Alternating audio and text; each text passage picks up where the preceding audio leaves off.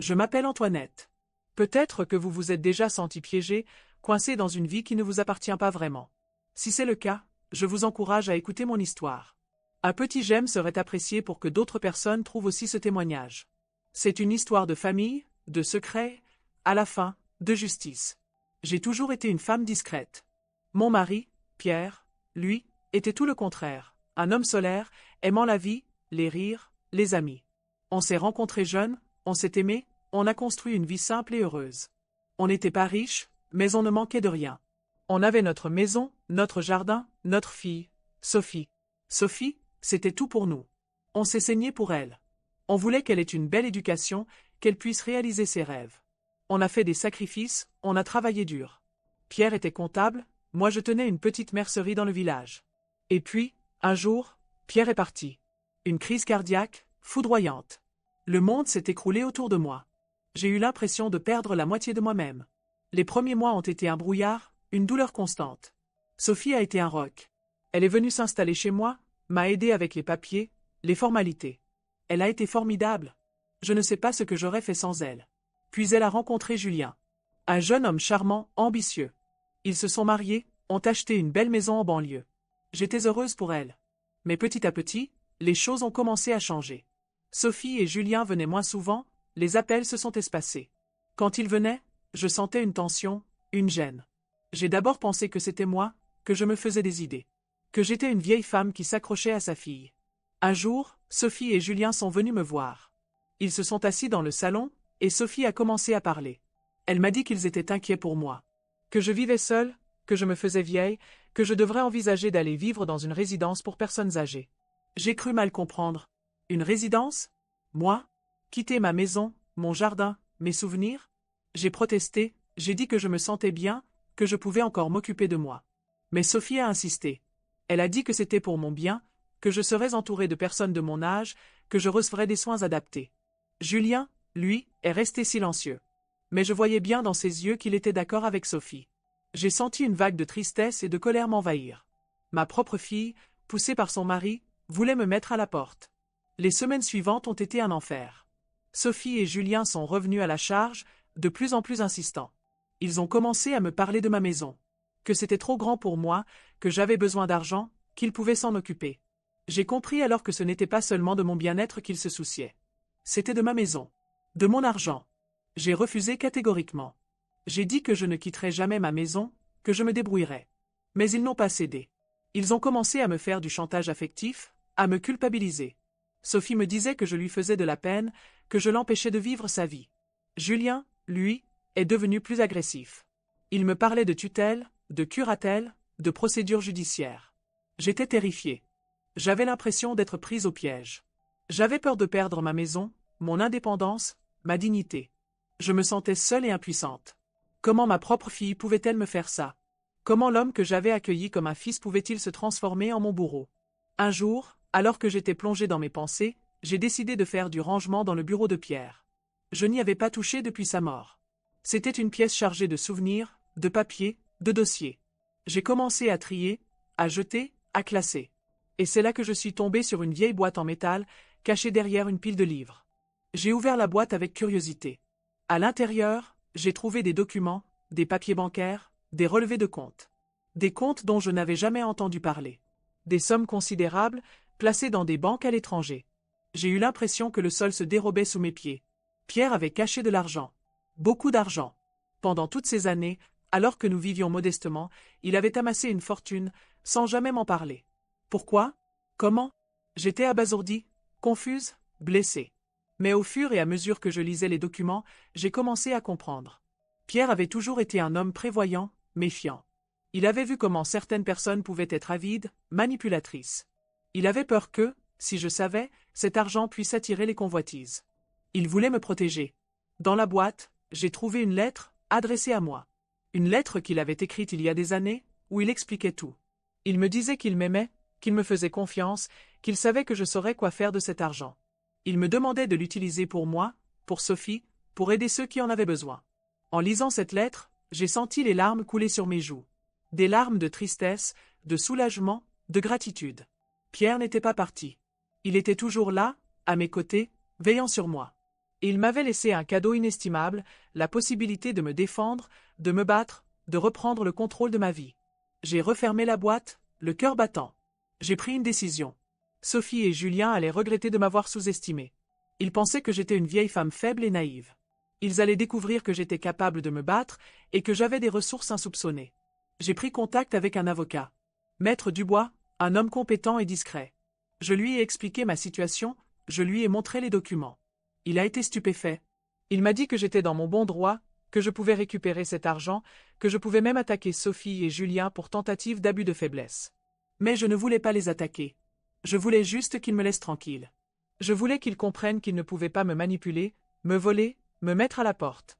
Je voulais qu'ils respectent mes choix, mes envies, ma dignité. Alors, avec l'aide de Maître Dubois, j'ai mis au point un plan. Un plan audacieux, risqué, mais qui, je l'espérais, allait les faire reculer. J'ai fait transférer l'argent sur un compte en France, à mon nom. J'ai fait rédiger un testament, où je léguais tout à une association caritative, à moins que Sophie et Julien ne se comportent correctement avec moi. Et puis, j'ai attendu. J'ai attendu qu'ils viennent me voir, qu'ils me proposent une nouvelle fois d'aller vivre dans une résidence. Et ils sont venus. Un dimanche après-midi. Sophie avait l'air mal à l'aise, Julien, lui, avait un sourire satisfait. Ils ont commencé à parler de la résidence, des avantages, des services proposés. Je les ai laissés parler. J'ai écouté leurs arguments, leurs mensonges, leurs justifications. Et puis, quand ils ont eu fini, j'ai pris la parole. J'ai dit que j'avais réfléchi, que j'avais pesé le pour et le contre, et que j'avais pris une décision. Que j'étais d'accord pour aller vivre dans une résidence. Sophie a poussé un soupir de soulagement. Julien, lui, a esquissé un sourire triomphant. Ils ont cru qu'ils avaient gagné. Qu'ils avaient réussi à me convaincre, à me briser. Mais ils se trompaient. J'ai continué à parler. J'ai dit que j'avais choisi une résidence, une très belle résidence, avec un parc, une piscine, un restaurant gastronomique. Une résidence de luxe, où le séjour coûtait une fortune. Sophie et Julien ont commencé à se regarder, perplexes. Ils n'avaient jamais entendu parler de cette résidence. Ils ont demandé où elle se trouvait, combien elle coûtait. Je leur ai répondu que c'était une résidence privée, réservée aux personnes fortunées. Que le prix du séjour était de plusieurs milliers d'euros par mois. Le sourire de Julien s'est effacé. Il a compris où je voulais en venir. Il a compris que j'avais de l'argent. Beaucoup d'argent. Et que j'étais prête à le dépenser pour vivre comme je l'entendais. J'ai sorti de mon sac une copie du testament. Je l'ai tendue à Sophie. Elle l'a prise, l'a lue en silence. Son visage s'est décomposé. Elle a compris que, si elle et Julien continuaient à me harceler, ils ne toucheraient pas un centime. Julien a essayé de réagir. Il a commencé à crier, à m'insulter, à me menacer. Il a dit que j'étais une vieille folle, que j'allais regretter, qu'il allait me faire interner. Mais je n'ai pas eu peur. J'ai gardé mon calme, j'ai souri. J'ai sorti de mon sac une autre copie du testament. Je l'ai tendue à Julien. Il l'a prise, l'a déchirée en 1000 morceaux. Il a dit qu'il s'en fichait, qu'il n'avait pas besoin de mon argent. Mais je savais qu'il mentait. Je voyais bien dans ses yeux qu'il était furieux, désespéré. Il avait compté sur cet argent pour réaliser ses ambitions, pour s'enrichir. Et maintenant, il voyait tout s'effondrer. Sophie a pris la parole. Elle a dit qu'elle était désolée, qu'elle avait fait une erreur, qu'elle ne voulait pas me faire de mal. Elle a dit qu'elle m'aimait, qu'elle voulait juste mon bonheur. Je l'ai regardée dans les yeux. J'ai vu sa sincérité, sa tristesse, son remords. J'ai compris qu'elle avait été manipulée par Julien, qu'elle avait cru faire le bien. J'ai senti mon cœur se serrer. J'ai pris sa main, je l'ai serrée fort. J'ai dit que je l'aimais aussi, que je lui pardonnais. Mais j'ai ajouté que je ne pouvais plus lui faire confiance, que j'avais besoin de temps pour digérer tout ça. Julien a compris qu'il avait perdu la partie. Il a quitté la maison, furieux. Sophie est restée avec moi. On a parlé pendant des heures, on a pleuré, on s'est réconciliés. Elle m'a avoué qu'elle était enceinte, qu'elle avait peur de l'avenir. Je l'ai rassurée. Je lui ai dit que je serais toujours là pour elle, pour son enfant. Que je l'aiderais à élever son bébé, à construire une vie meilleure. Mais j'ai précisé qu'elle devait quitter Julien, qu'elle ne pouvait pas rester avec un homme comme lui. Sophie a suivi mon conseil. Elle a quitté Julien, elle est venue s'installer chez moi. On a recommencé à vivre ensemble, comme avant. On a retrouvé notre complicité, notre tendresse, notre amour. Quelques mois plus tard, Sophie a donné naissance à une petite fille. Je l'ai appelée Emma. C'était un bébé magnifique, plein de vie, de joie. Elle a illuminé notre maison, elle a rempli nos cœurs. J'ai utilisé l'argent de Pierre pour aider Sophie à démarrer une nouvelle vie. Elle a ouvert une boutique de vêtements pour enfants, elle a rencontré un homme bien, elle s'est remariée. Elle est heureuse. Quant à moi, je suis resté dans ma maison. J'ai continué à jardiner, à lire, à voir mes amis. J'ai aussi créé une fondation pour aider les personnes âgées victimes d'abus. Je veux que mon histoire serve d'exemple, que les gens sachent qu'ils ne sont pas seuls, qu'ils ont le droit de se défendre, de se battre pour leur dignité. Et l'histoire ne s'arrête pas là. Un jour, j'ai reçu une convocation au tribunal. Une affaire concernant Pierre, datant d'il y a très longtemps. J'y suis allée, curieuse, un peu inquiète. Et là, surprise. Le juge m'a reconnue. Il connaissait Pierre. En fait, Pierre l'avait aidé, des années auparavant, quand il était un jeune homme en difficulté. Pierre avait payé ses études de droit. Le juge a été ému de me revoir. Il m'a raconté l'histoire. Il a dit qu'il devait beaucoup à Pierre. Et c'est là que j'ai vraiment compris. Pierre n'était pas seulement un mari aimant, un père dévoué. C'était aussi un homme bon, généreux, qui avait aidé beaucoup de gens dans l'ombre. Alors, si vous aussi, vous vous sentez piégé, sous-estimé, malmené, n'abandonnez jamais. Battez-vous pour votre dignité, pour votre indépendance, pour votre bonheur. N'oubliez jamais que vous avez des ressources insoupçonnées, que vous êtes plus fort que vous ne le pensez. Et surtout, n'oubliez jamais qu'il y a toujours de l'espoir, même dans les moments les plus sombres. Voilà mon histoire. Si elle vous a touché, si elle vous a inspiré, n'hésitez pas à la partager. Votre témoignage, vos expériences, comptent aussi. Avez-vous déjà été jugé sur votre apparence? Avez-vous réalisé avoir mal jugé quelqu'un? J'aimerais connaître votre point de vue. J'ai vraiment plaisir à lire chaque commentaire et à apprendre de vos histoires. Maintenant, laissez-moi vous parler de la raison pour laquelle cette histoire résonne si fort, pourquoi, malgré les difficultés, il y a une lumière au bout du tunnel. Il y a quelques années, je me suis retrouvée à un carrefour. Mon mari venait de décéder, et la douleur était insupportable. Ma fille et son mari, que j'aimais comme mon propre fils, semblaient soudainement distants, pressés de me voir quitter la maison que j'avais partagée avec Pierre pendant plus de 40 ans. La proposition d'une maison de retraite est apparue comme un coup de poignard. C'était un rejet, une façon de me dire que je n'étais plus utile, que je n'avais plus ma place dans leur vie. Mais au milieu de ce tumulte émotionnel, j'ai fait une découverte qui a changé ma vie. En fouillant dans les vieux papiers de Pierre, je suis tombée sur des documents bancaires que je n'avais jamais vus auparavant. Des comptes secrets, une somme d'argent considérable cachée à l'étranger. Au début, j'étais en colère, blessée. Pourquoi Pierre m'avait-il caché ça? N'avait-il pas confiance en moi? Mais en lisant sa lettre, j'ai compris. Il voulait me protéger, s'assurer que je serais en sécurité financièrement, même après son départ. Cet argent, il l'avait mis de côté pour moi, pour Sophie, pour nous assurer un avenir meilleur. Et c'est là que la vengeance a commencé à germer dans mon esprit. Mais pas une vengeance mesquine, destructrice. Non, une vengeance douce, une façon de reprendre le contrôle de ma vie, de montrer à ma fille et à son mari qu'ils ne pouvaient pas me manipuler, me voler ma maison et ma dignité. J'ai pris contact avec un avocat, un homme brillant et discret, qui m'a aidé à mettre en place un plan. J'ai fait transférer l'argent en France, j'ai rédigé un nouveau testament, et j'ai attendu. J'ai attendu que Sophie et Julien reviennent à la charge, qu'ils me pressent de vendre la maison, de signer les papiers. Et ils sont revenus, comme des vautours attirés par une carcasse. Mais cette fois, j'étais prête. J'avais les armes en main. Je les ai laissés parler, les ai écoutés déblatérer sur les avantages de la maison de retraite, sur les soucis que je leur causais. Et puis, quand ils ont eu fini, j'ai souri. Je leur ai dit que j'avais accepté leur proposition. Que j'étais prête à vendre la maison et à emménager dans une résidence. Mais pas n'importe quelle résidence. Une résidence de luxe, avec spa, piscine, restaurant gastronomique et personnel aux petits soins. Une résidence dont le prix du séjour s'élevait à plusieurs milliers d'euros par mois. Leurs visages ont changé. La surprise, l'incompréhension, puis la colère ont déformé leurs traits. Ils ont compris que j'avais de l'argent, beaucoup d'argent, et que j'étais prête à le dépenser pour mon confort, pour ma tranquillité. J'ai sorti le Nouveau Testament, je leur ai montré les clauses. S'ils continuaient à me harceler, ils ne toucheraient pas un centime. La scène qui a suivi a été violente, déchirante. Des cris, des insultes, des accusations. Julien a tenté de me menacer, de me faire peur. Mais j'ai tenu bon. J'étais une femme nouvelle, une femme forte, qui avait décidé de ne plus se laisser faire. Sophie, elle, a craqué. Elle a pleuré, elle s'est excusée. Elle m'a avoué qu'elle avait été manipulée par Julien, qu'elle avait cru faire le bien en me forçant à vendre la maison. Mais au fond, elle savait qu'elle avait tort. Je lui ai pardonné. Je savais qu'elle était ma fille, que je l'aimais malgré tout. Mais j'ai posé une condition. Elle devait quitter Julien, rompre cette relation toxique qui la rongeait de l'intérieur. Elle a accepté. Elle a quitté Julien, elle est revenue vivre à la maison avec moi. Et ensemble, nous avons reconstruit notre relation, brique par brique. Nous avons appris à nous connaître à nouveau, à nous faire confiance. Aujourd'hui, Sophie est une femme indépendante, épanouie. Elle a trouvé un travail qu'elle aime, elle a rencontré un homme bien, et elle est heureuse. Quant à moi, je profite de ma vie, de mes petits-enfants, de mes amis. J'ai appris à pardonner, à oublier le passé, et à me concentrer sur l'avenir. Alors, si vous aussi, vous vous sentez piégé, sous-estimé, malmené, n'abandonnez jamais. Battez-vous pour votre dignité, pour votre indépendance, pour votre bonheur.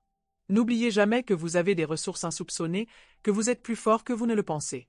Et surtout, n'oubliez jamais qu'il y a toujours de l'espoir, même dans les moments les plus sombres. Ce n'est pas une morale, c'est une constatation. J'ai découvert des forces que j'ignorais, des capacités à rebondir. Et Julien? Il a disparu de nos vies. Il a perdu son travail, sa maison et sa réputation. Il a été puni pour son avidité, pour sa cruauté. Je ne lui souhaite pas de mal.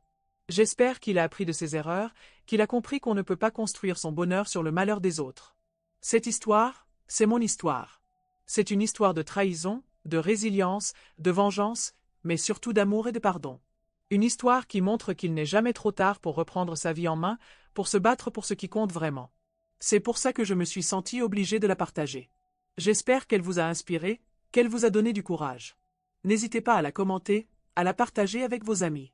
Vos histoires, vos expériences, sont précieuses. Elles peuvent aider d'autres personnes à surmonter leurs difficultés, à retrouver l'espoir. Alors, n'ayez pas peur de vous exprimer, de témoigner. Votre voix compte. Et maintenant, si vous le permettez, je vais vous raconter une petite anecdote qui illustre bien la mentalité de Pierre, mon mari. Un jour, alors que nous étions jeunes mariés, nous avons gagné une petite somme d'argent à la loterie. Rien de spectaculaire, juste assez pour nous offrir un petit voyage. J'étais excité, je voulais partir tout de suite, découvrir des paysages magnifiques, vivre des aventures. Mais Pierre, lui, était plus réservé. Il a dit qu'il préférait mettre l'argent de côté, pour les jours difficiles. J'ai été déçu, je n'ai pas compris son attitude. Mais quelques années plus tard, j'ai compris. Nous avons eu des problèmes financiers, des dépenses imprévues, et c'est grâce à cet argent que nous avons pu nous en sortir. Pierre avait eu raison, il avait été prévoyant. Il avait pensé à l'avenir, à notre sécurité. Cette anecdote, elle résume bien le caractère de Pierre. Un homme simple, honnête, travailleur, mais aussi prudent, réfléchi, et toujours soucieux du bien-être de sa famille. Un homme que j'ai aimé, que j'aime encore, et que je n'oublierai jamais. Alors, vous voyez, la vie est faite de hauts et de bas, de joie et de peine, de surprises et de déceptions. Mais l'important, c'est de ne jamais perdre espoir, de ne jamais baisser les bras, de ne jamais cesser de croire en soi. Car au bout du compte, c'est nous qui sommes les maîtres de notre destin. Et si vous avez le moindre doute, repensez à mon histoire. Repensez à cette vieille femme qui a su se relever, se battre et triompher de l'adversité. Repensez à Pierre, mon mari, qui m'a laissé un héritage bien plus précieux que de l'argent, un héritage d'amour, de courage et de sagesse. Et maintenant, je vais vous laisser. Je vous remercie d'avoir écouté mon histoire. J'espère qu'elle vous a plu, qu'elle vous a touché, qu'elle vous a apporté un peu de réconfort, un peu d'espoir. N'oubliez pas de la partager avec vos amis, de la commenter, de la liker. Votre soutien est précieux, il m'encourage à continuer à témoigner, à partager mes expériences. Et surtout, n'oubliez pas de vivre pleinement votre vie, de profiter de chaque instant, de chérir vos proches et de vous battre pour ce qui compte vraiment. Car la vie est courte, elle est précieuse et elle mérite d'être vécue avec passion, avec amour et avec dignité. Prenez soin de vous, et à bientôt. Avez-vous déjà réalisé que votre plus grande force réside dans votre capacité à pardonner? Pas seulement aux autres, mais aussi à vous-même? C'est une leçon que j'ai apprise sur le tard, après avoir traversé des épreuves qui m'ont marqué à jamais. Aujourd'hui, je me suis dit que j'allais finir en vous contant un autre petit secret que j'ai gardé longtemps. Avant que mon mari ne décède, une petite dispute avait éclaté concernant une maison de vacances que nous avions achetée il y a des années. Cette maison, c'était son rêve. Un petit coin de paradis au bord de la mer, où nous pourrions passer nos vieux jours, nous détendre, profiter du soleil. Mais avec le temps, la maison s'est dégradée, les réparations sont devenues coûteuses, et je me suis demandé si elle valait encore la peine. J'ai proposé à Pierre de la vendre, d'investir l'argent dans autre chose, quelque chose de plus sûr, de plus rentable. Mais il a refusé catégoriquement. Il était attaché à cette maison, elle représentait beaucoup pour lui. C'était un symbole de notre amour, de notre bonheur. Nous nous sommes disputés, violemment. J'ai dit des choses que je regrette, des choses blessantes, injustes. Je lui ai reproché d'être têtu, de ne pas écouter mes conseils, de gâcher notre argent. Il m'a répondu que je ne comprenais rien, que je ne ressentais pas la même chose que lui, que j'étais trop pragmatique, trop terre à accent grave terre. Nous nous sommes quittés fâchés, sans nous parler pendant plusieurs jours. Et puis, Pierre est décédé. Soudainement, brutalement. Sans que j'aie eu le temps de m'excuser, de lui dire à quel point je l'aimais. J'ai vécu avec ce regret pendant des années. J'ai culpabilisé, je me suis torturé. Je me suis dit que c'était de ma faute, que si je n'avais pas été aussi dur avec lui, il serait encore en vie. Et puis, un jour, j'ai compris. J'ai compris que la culpabilité ne servait à rien, qu'elle ne ramenait pas Pierre, qu'elle ne faisait que me consumer de l'intérieur. J'ai compris que je devais me pardonner, accepter le passé, et me concentrer sur l'avenir. J'ai vendu la maison de vacances, j'ai investi l'argent dans une fondation pour aider les personnes âgées atteintes de maladies dégénératives. J'ai fait ça pour Pierre, pour honorer sa mémoire, pour réparer mes erreurs. Et ça m'a fait du bien. Ça m'a permis de tourner la page, de me libérer de mes chaînes, de retrouver la paix intérieure. J'ai appris que le pardon est une force, pas une faiblesse. Que c'est le seul moyen de se guérir, de se reconstruire, et de continuer à avancer. Alors, si vous aussi, vous avez des regrets, des remords, des blessures du passé, n'hésitez pas à vous pardonner. N'hésitez pas à demander pardon aux autres. N'hésitez pas à réparer vos erreurs, à faire le bien autour de vous. Car c'est en donnant qu'on reçoit, c'est en aimant qu'on est aimé, c'est en pardonnant qu'on est pardonné. Et si mon histoire vous parle, si elle vous touche, si elle vous inspire, n'hésitez pas à la partager avec vos amis, à la commenter, à la liker. Vos témoignages, vos expériences, sont précieux. Ils peuvent aider d'autres personnes à trouver le chemin du pardon, à se libérer de leur fardeau et à vivre une vie plus heureuse, plus sereine. Prenez soin de vous, et à bientôt.